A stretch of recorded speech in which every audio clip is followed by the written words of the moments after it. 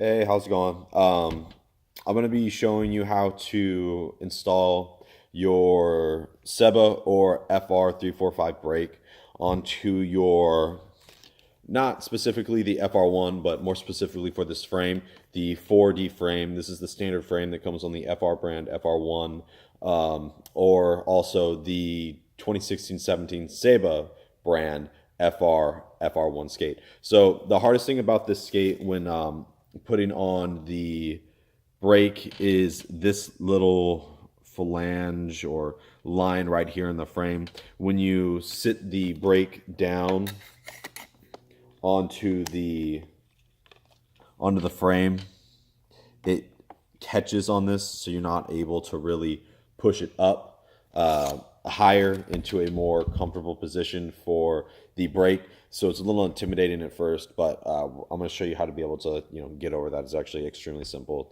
It's not a big deal at all. So what we're going to start by doing is taking off the back two wheels, because we need to install the brake axles that come in your brake that come in the bag with the brake. So these are brake parts. So these axles are different than the axles that come on the 4D frame. On the 4D frame, they use 345 brake normal axles. The difference between the normal axles and the brake axles, even though they look extremely similar, is these, the 345 normal axle, and this, the 345 brake axle, is that the brake axle is actually threaded on the inside. I doubt you'll be able to see it through the camera. We can give it a try though. Maybe you can kind of see the shine right there compared to this, where you can kind of see the threads just a tad. But the main reason is this is not threaded on the inside, but the brake one is. So your brake pack will come with two long two-piece axles. So this is a two-piece axle, means it has a head and it has the secondary axle that threads through the frame. There's also one-piece axles in here as well. This is a one-piece axle. This is the head. This screws into it. There is no secondary piece like the other one does. Now, the reason we're using these is because the 4D frame is a one-piece axle frame, so you don't have to screw it in once. There's not like two parts to it. But even though this is a one-part axle, this axle is actually a three-piece brake axle. And the reason it's a three-piece brake axle is because this right here, this will thread into the top and into the head and the this screw part of the axle. I'm actually not sure what you really call this part, but so it makes something like this, and this is what holds the brake onto your skate.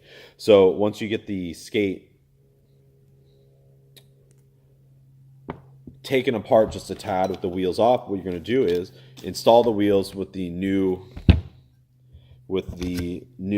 brake axles. So you're just going to throw it in just like you would with a normal axle. There's nothing different about it. Go ahead and put this on, and then we're going to screw these in just like you would any other one-piece axle. Get these to line up.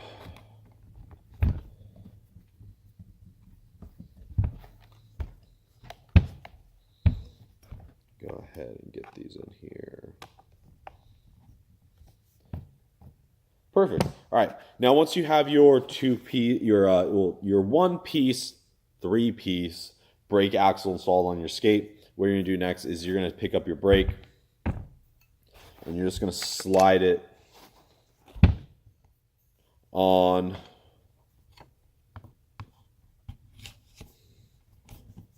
and down. Now, since these on both sides have just enough clearance for the screw, the screw, what you're going to do is go ahead and get your your four screw heads. So these are, I mean, I guess screw heads is what you would call them, or male screws, something along those lines. But these are what's being screwed into the the brake axles. So go ahead. What I'm doing right now is just I'm putting them in finger tight, basically, just like this. So that way, when I start cranking down with the Allen, you can just start going.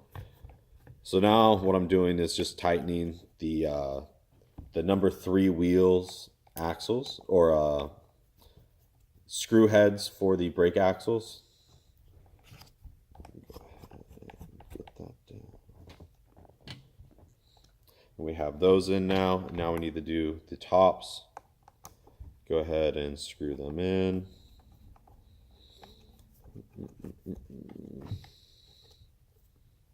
And then same thing over here.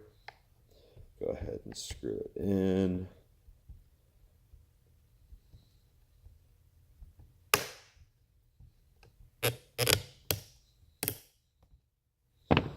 Boom. All right, and there we go.